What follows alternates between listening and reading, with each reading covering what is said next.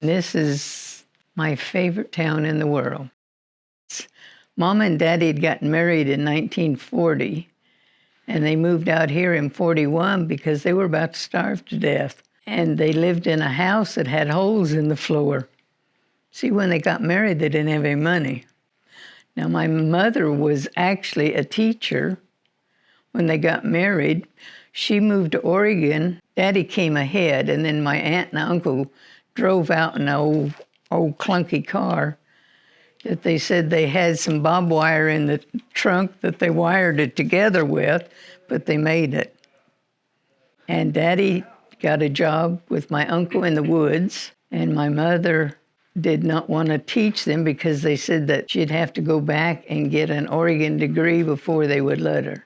She started having kids, and there were 5 of us, so she taught us, but not what you would think she'd get out of it, because we didn't give her anything except love. I guess that was all right. She died at 65 years old, but she was the best woman in the world.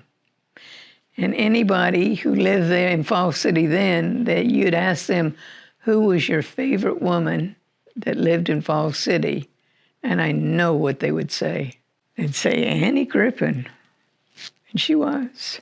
So if you have good parents, you know, what you give to them comes back in bundles of love. My mom loved them all, and she would spend hours talking to them. And they all knew her because she had a good news club in her house every week. But she'd cook them cookies and stuff like that. And she always encouraged her children to invite anybody that we wanted to our home.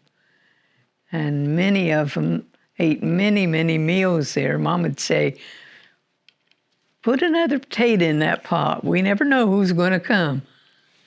And we didn't. My senior year, I only had to go a half a year. And he'd stop me every once in a while. He says, why aren't you in school? I says, Daddy, I've already finished all my classes. I've already finished all that I need to graduate. So we would all go to the restaurant and play pinochle half a day. I only had 14 in my graduating class, 7 girls and 7 boys. And all of those kids called Uncle George. And Uncle George would know that when I borrowed that old pickup or borrowed his car, that I was going to have all those other girls with me. So they always knew him as Uncle George. And they all loved him too. Kids wanted to honor him, and our class was graduating that year. And the class would always buy them something to remember them by.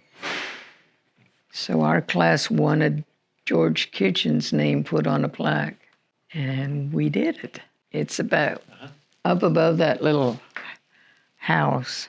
And they actually spelled Kitchen the wrong way, and we made him do it over. He worked for the city like my father did. He had worked in the woods before then, and if somebody needed something done, they would call, and either my dad would go help them or Uncle George, or both of them would go help them. Not necessarily on city work, but if one of the elderly people around here needed their mailbox fixed, Uncle George and Daddy would go do it. And that's just the way the town was. Everybody loved everybody. When I was growing up, we never locked the door. If us kids would want to sleep outside, we went out in the yard and slept outside. Nobody bothered us. And everybody in Falls City, if you were building a room or doing something, everybody would show up to help you. Yeah, the bridge, we went in a circle around town, and we could go down this one bridge that they turned into a footbridge long after that. And we'd come out this other side, and we'd come across the other bridge, and that's what we did. We hot rodded around town. Not too bad because we knew we'd get in trouble from Uncle George or my dad or Mom. And we hot rodded around town. In fact, I'll tell you something funny. The cops, I was in a car one time and I made a U-ball right there across from the post office. I'd done it all my life. And this cop stopped me and I says, "That's not illegal to do that." He says, "Yes, it is. It has to be so many clearance on either side." And I says, "I'll take this to the city hall and we'll see." And the city hall wrote it up in the paper, spelled sign wrong, actually spelled S-I-N, and said, "Lois Grippin would like sin on the corner of such and such street." And I thought, oh, why on earth did they put "I'd like sin" in there? Because I was always a straight-laced person, never did stuff wrong. And it came out in the newspaper that I'd like sin on Main Street. Point blank, and everybody knew where it was, and I like sin on there. But the council finally put up a sign saying, "This is, you didn't get enough room to turn. You couldn't see in the clearance of either way." So they were right, but they were right with the sign, not the sin. You do realize that I also taught here, and I taught in the elementary school too. I started out in the 6th grade room at the elementary school and taught self-contained 6th grade.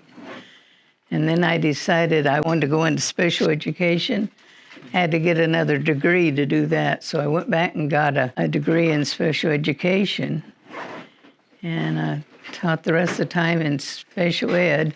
But I usually had real good kids because I loved them and they knew it. And most of my special ed kids would do anything in the world that I would want them to do because I loved them and they knew it.